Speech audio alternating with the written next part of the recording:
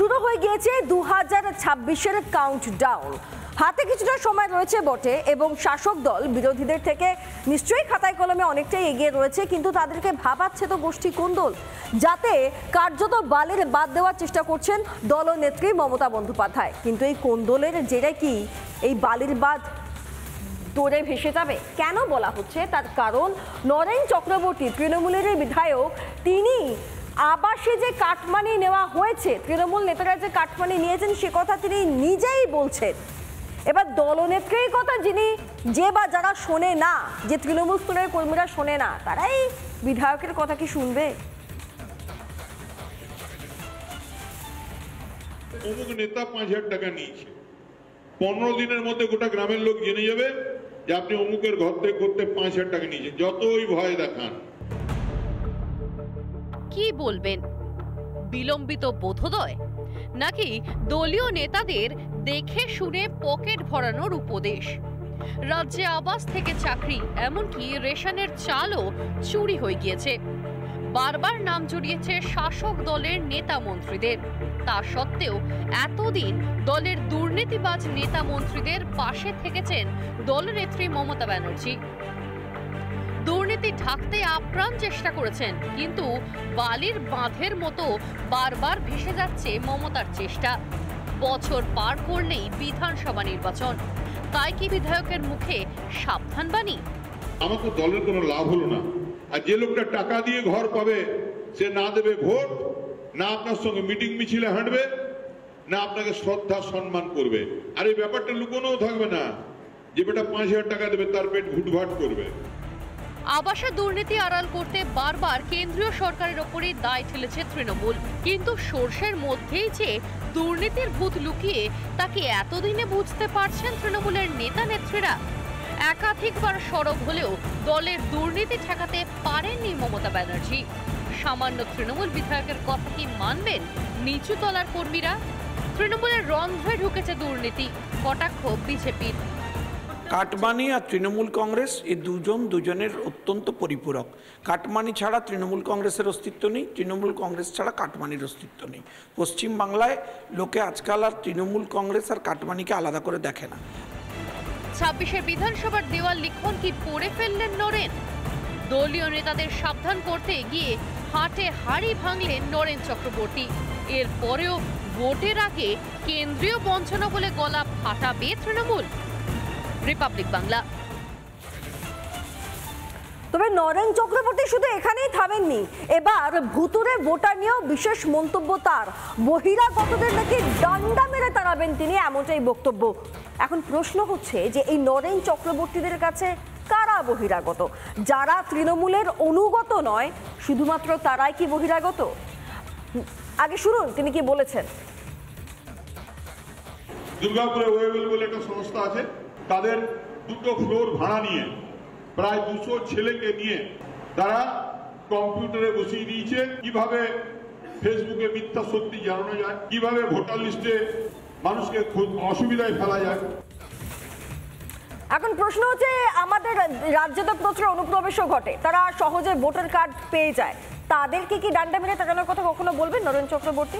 যাই হোক, তার এই বক্তব্যের ভিত্তিতে বিরোধী মহল থেকে কি বলা হচ্ছে, সিপিএম এবং কংগ্রেসের তরফ থেকে কি বলা হচ্ছে শুনুন। সরকার নিজের ক্ষমতাকে ধরে রাখার জন্য যে প্রক্রিয়া করা দরকার সেই প্রক্রিয়া করছে। আর ভুয়ো ভোটারের কথা যেটা বলছেন, এই নিয়ে যে প্রতীকটা চলছে একদিকে, এই ভুয়ো ভোটার তো আমরা 2011 সালের পর থেকে দেখছি যে আমাদের একটা বুথে 900 জন ভোটার, যেখানে হচ্ছে দেখা যাচ্ছে যে সেখানে 30 জন হচ্ছে একটা বুথে 900 জন ভোটার, 30 জন ভোটার হচ্ছে যারা হচ্ছে মানে মারা গেছেন অনেকদিন, সেই ভোটারের নাম বাদ হচ্ছে না, এবং সেই জায়গায় 900 ভোটের মধ্যে 899 ভোট হচ্ছে পড়ছে সেই বুথে। তাহলে হচ্ছে এই যারা মরে যাচ্ছে তারাও এসে ভোট দিয়ে যাচ্ছে। তাহলে এই সরকারের তো পরিকল্পনা এরকমই যে জোর করে বলপূর্বক ভোট দেবে, হচ্ছে বাইরে থেকে লোক নিয়ে এসে সবাইকে তাড়াবে, কোনো গণতান্ত্রিক প্রক্রিয়া মানবে না। এই সরকার মানে একটা বাইনারি তৈরি করতে যাচ্ছে যে ওরা করছে আমরা করছি। ওয়েবেল সংস্থা প্রত্যেকেই জানে এটা হচ্ছে রাজ্য সরকারের তথ্য প্রযুক্তি দপ্তরের আন্ডারে একটা সংস্থা।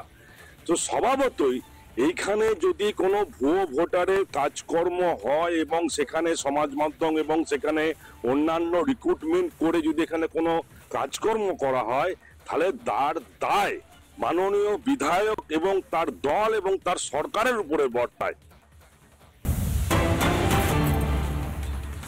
এদিকে ভুয়ো ভোটার নিয়ে সরব মহুয়া গোপ।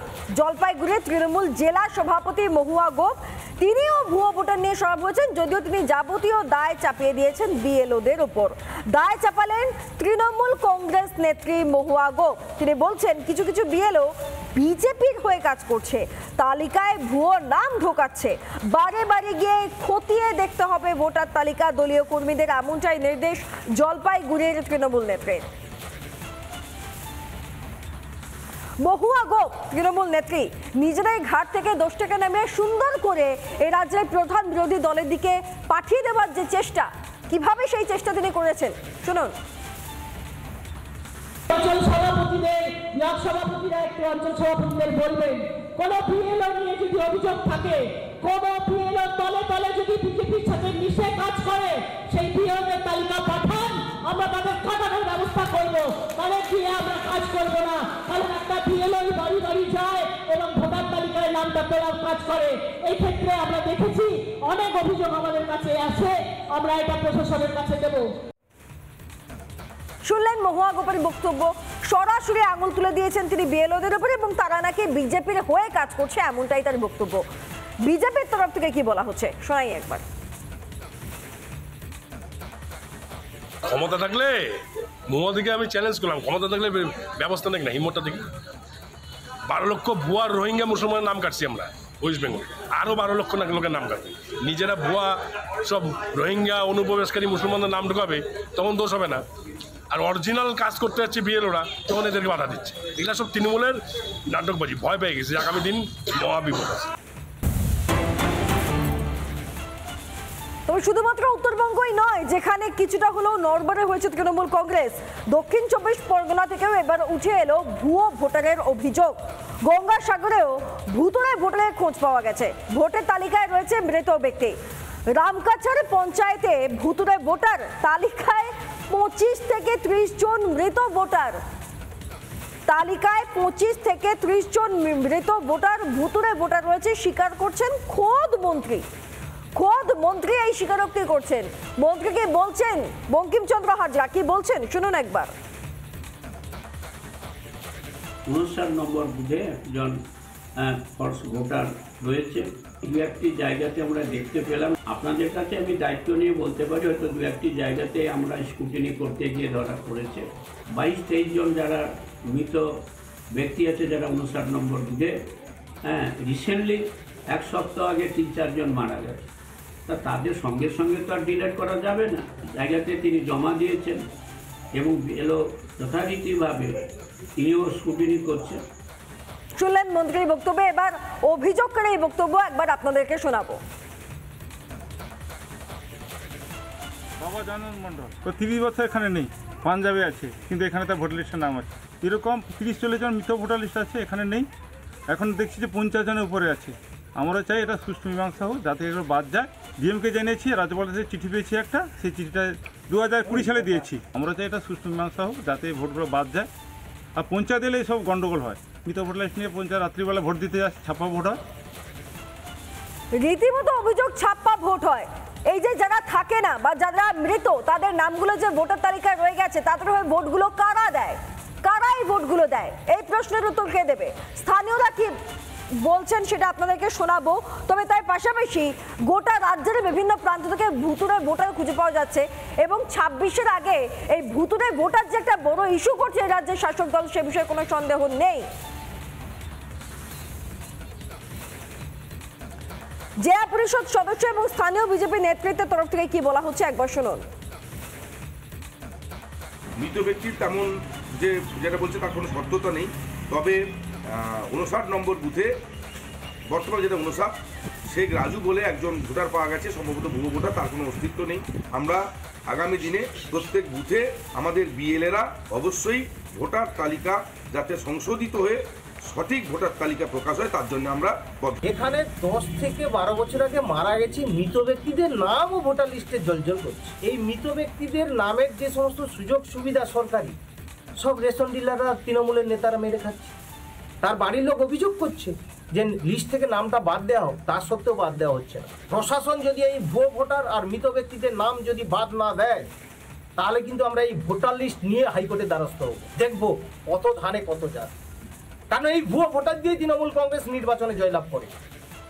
নানা ধরনের কন্টেন্ট দেখার জন্য লাইক করুন, শেয়ার করুন আমাদের ফেসবুক পেজ, সাবস্ক্রাইব করুন আমাদের ইউটিউব চ্যানেল। পাশাপাশি অন্যান্য ব্রেকিং নিউজের জন্য অবশ্যই চোখ রাখুন রিপাবলিক বাংলায়।